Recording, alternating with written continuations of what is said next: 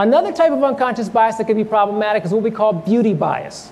And beauty bias is based on the idea that we have a tendency during these recruitment and selection processes to go after people who are quote unquote relatively attractive.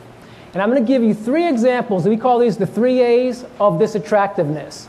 And the first A is probably not one you're going to be surprised with. And let me point out that when I talk about these 3 A's, I'm talking about these tend to be the characteristics of people that we hire, the characteristics of people we bring into organizations. And they tend to have these 3 A's. The first A is not a surprise, is attractive. The second A is probably not going to be a surprise either. It's articulate.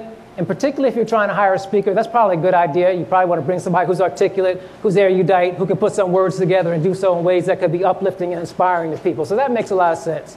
But the third A, I bet is going to be a surprise to you. Anybody know what the third A is?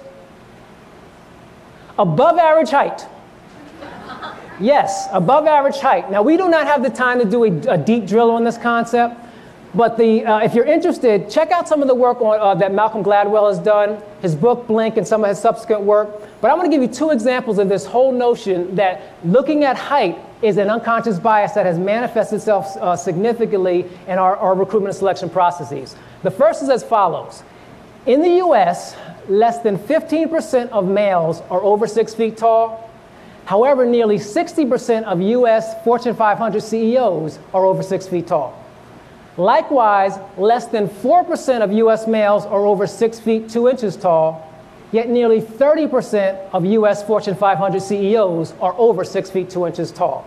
Now here's the thing that's interesting about this, and I think I can say this with absolute assuredness and absolute confidence, and I want to emphasize this because I think this is a good example of how the unconscious bias process can manifest itself in the things that we do. I am very confident about the following.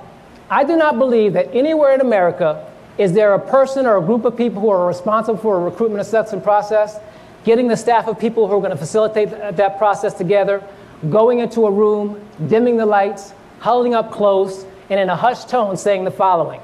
Let's go hire some tall people. I don't think anybody is doing that, yet we see this dynamic where a lot of times and for a lot of different positions, we're hiring a disproportionate number of people who are tall. So that's what unconscious bias is and the potential problems with it.